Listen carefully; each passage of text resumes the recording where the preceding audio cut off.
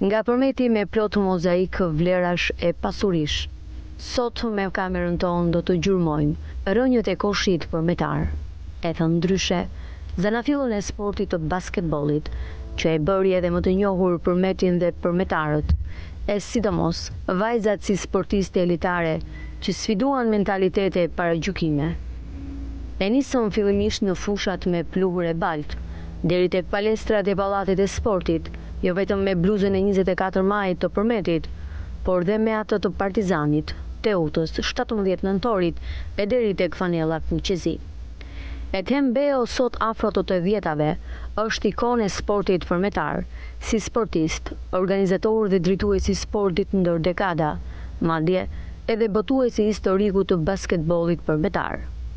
Duke rëmuar në kujtesën tashmë të shkruar në libër, ai risjell emrat e parë të atyre që nisën udhën e sportit dhe të basketbollit, që më pas do të bëhej emblema e qytetit dhe klubit të sportit 24 maj.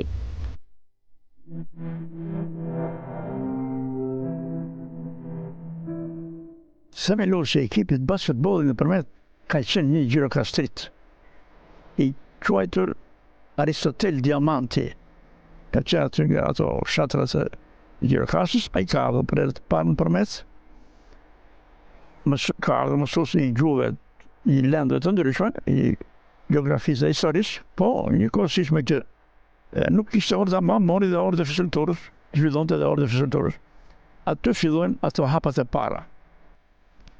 Një nga të parë të basketboll, domethënë që jemi marrë me këtë punë, kam qenë edhe unë isha nxënës me shkollën e përmetit, në shkollën 7 vjeçare quhesh atëre, erdha nga Korça, se nuk isha përmetar, kam ardhur nga Korça. Dhe e njihja lojën e basketbollit, se në Korça është qytet me kulturë, zhvillonim dhe basketbollin, kur era përmet s'kishte basketboll, po profesor Teli, duke më parë që unë isha me shkatët, aty bashkë me Telin filluam që të jithni mapat e para të basketbollit, unë si fëmijë dhe ai si mësues. E filloi basketbollin me djem në fillim. Një grup djemsh, 7-8 veta, që u morën fillimisht. Viti tjetër unë ika pastaj student, mbarova ashtu në xhemë shkollën e mesme, direkte në shkollën e strukturës. Atëherë ku morëm basketboll, morëm ose me gjimnastik. Sa arrita u bërë edhe mjesht të sporti në sportin e gjimnastikës. Basketbollin pastaj këtu zhvilloi e tem khasma. Erdhi, ai isha mbaruar shkollën fizikulturës, kur unë ika ai erdhi në përmet, unë ika si nxënës, ai erdhi mësues. Filloi edhe ai me ata djem që ishin, dhe mbas një viti pastaj mori dhe një ekip vajzash dhe duke pa rezultatet që me vajzat ecej mirë, po qëndrua më tepër në ekipi vajzave dhe në 1957-58 filloi tamam së mbari të futet në aktivitete kombëtare. U lidhur me Federatën Shqiptare të Basketbollit edhe do merrnin pjesë për herë të parë në kampionat kombëtar me të rejat. Profesoret e mëkasoj që nga ajo kohë deri më sot është bërë njësh me basketbollin, duke qenë identiteti i këtij sporti edhe sot në moshë 80 vjeçare. Ai nuk i ndahet palestrës dhe profesionit të trajnerit, duke mos e lënë të shuhet sporti, të cilit i kushtoi jetën.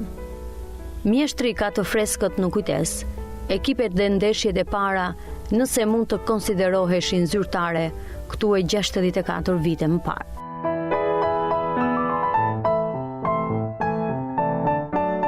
Në tetor, krijoha ekipin e parë të basketbollit djemve.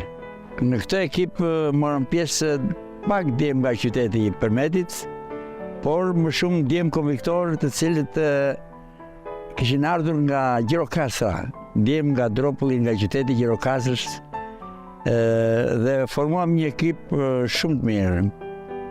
Me këta djem të Gjirokastrës ne përparuam dhe në takimin e parë që kemi bërë me një ekip mix, gjimnazi Gjirokastrës edhe pedagogjikja, kishin ardhur për një aktivitet kulturor, por në përbërje kishin dhe djem që luanin basketboll. Në atë ndeshje që u zhvillua për herë të parë në përmet, pati shumë përmetarë që ndoqin ndeshje dhe u entuziazmuan nga fitoria që bëm neve ndaj atyre, dhe ky ishte një shtesë, një shtyrës për neve,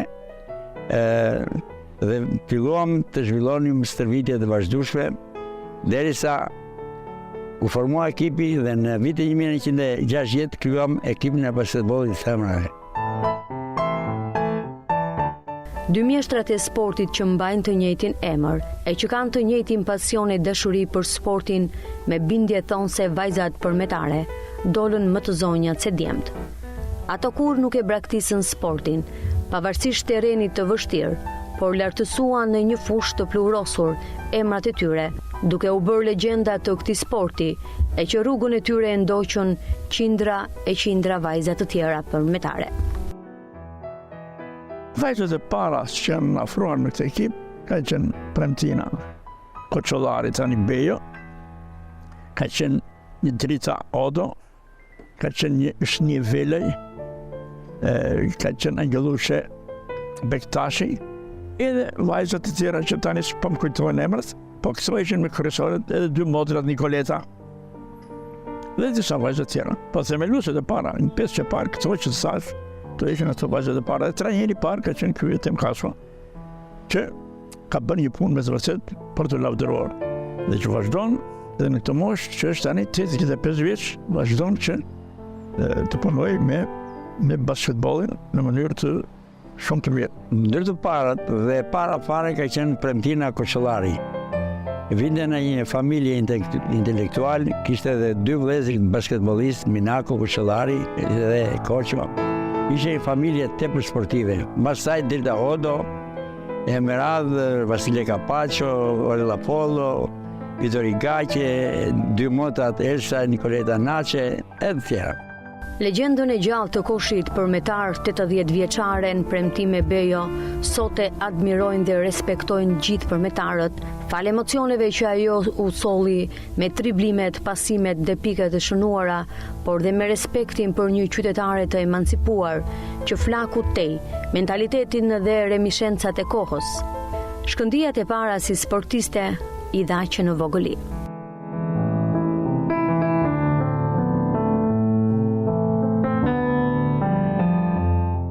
Unë që shumë kopësht, shquesha, isha shumë e shkathët, vrapoja shumë, se unë jam e datëlindjes 1924. Do me të në kopë shumë vajta në 27, do me të në bas 3 vjetësh. Akoma nuk ishin reguluar mirë këto të mirat e fëmivet. Dhe luani me topa prej leckeme. Pastaj kalova në shkollën fillore, po këtu në Përmet. Mbarova dhe shkollën fillore mirë, isha shumë e shkathët, dhe që atje mësues të fizkulturës, do me thënë, më panë që unë isha një vajzë e shkathët, u krijua ekipi basketbollit në Përmet, kur erdhi trajneri, do me thënë, mësues fizkulture dhe ajo Temkasua, dhe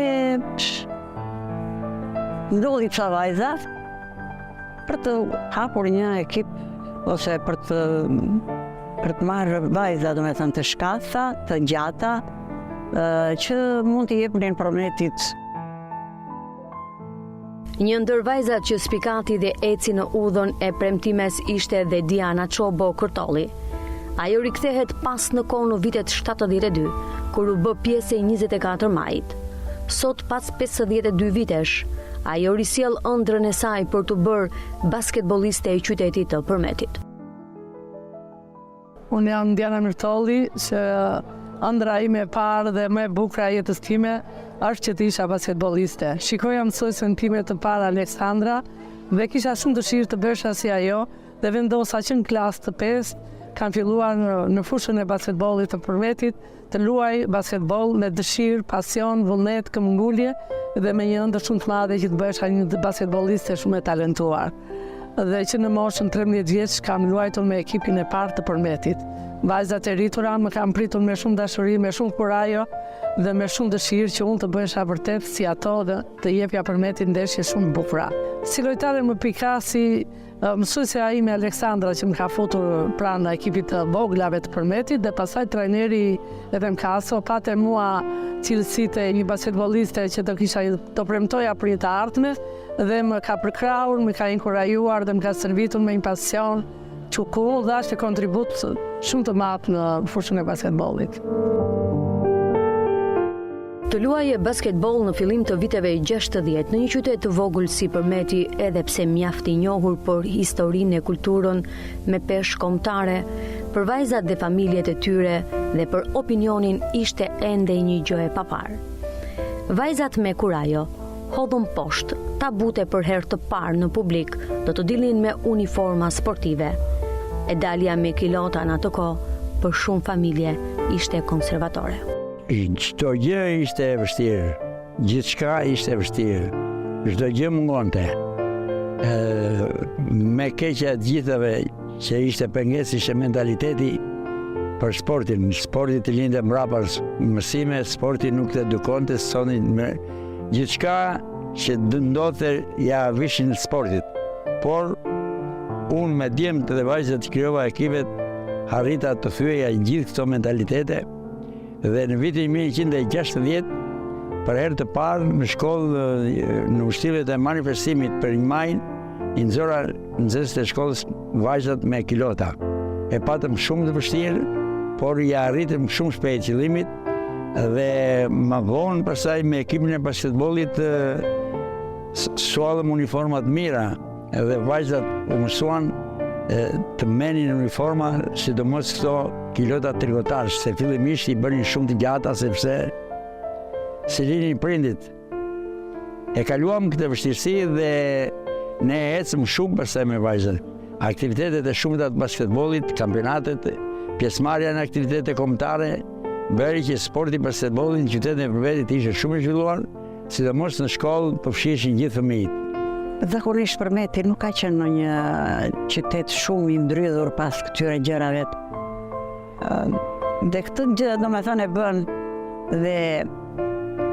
dhe vetë njeriu, domethënë të di të sillet, të di si të vishet, por ne na pëlqeu, krijuam atë ekipin me trajnerët në kasën, luajtëm.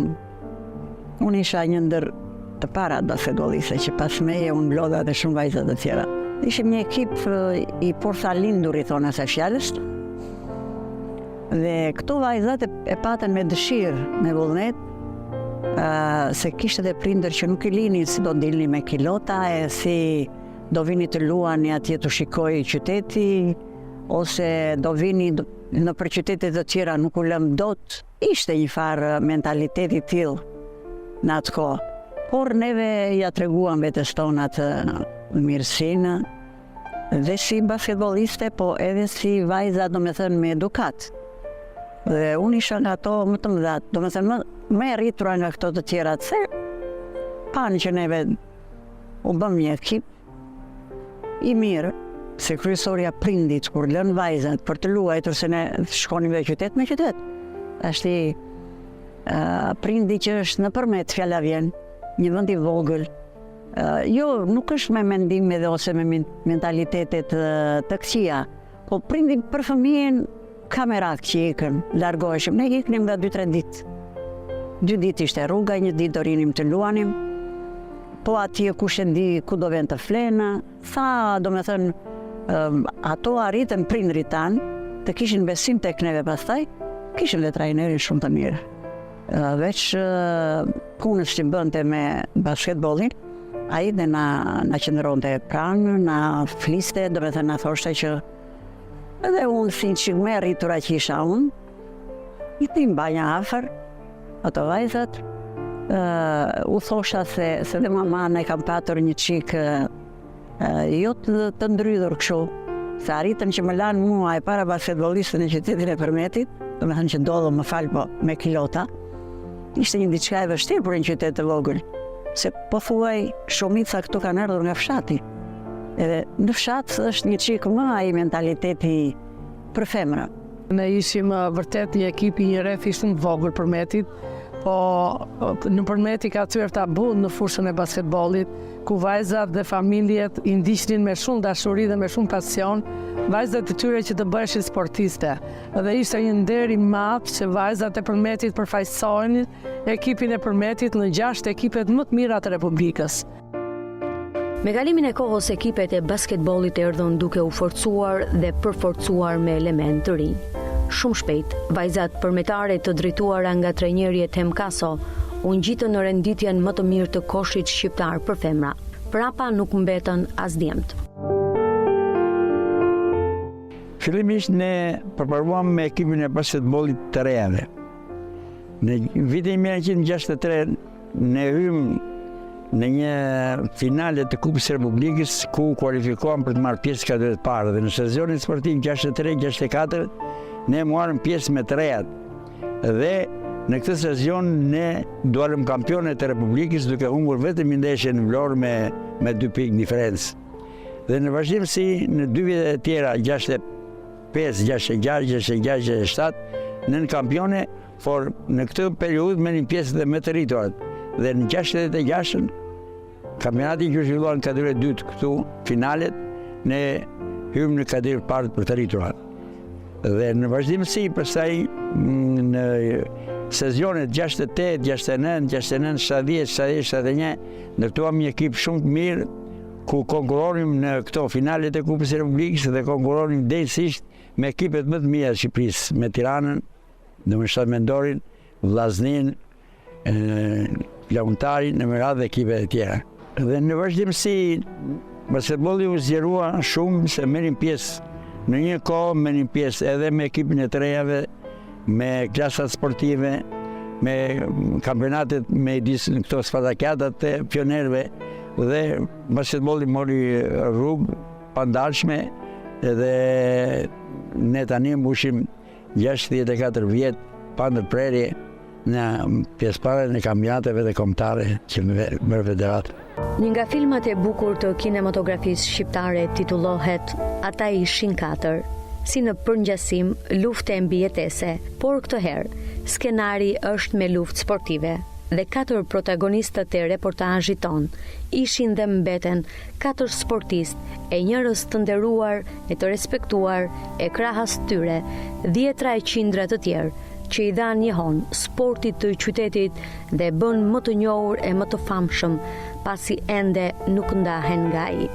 Ata janë qytetarë të nderuar të Përmetit dhe më gjerë që me sportin e tyre e bën më të ngrohtë e më të ëmbël qytetin e trëndafilave.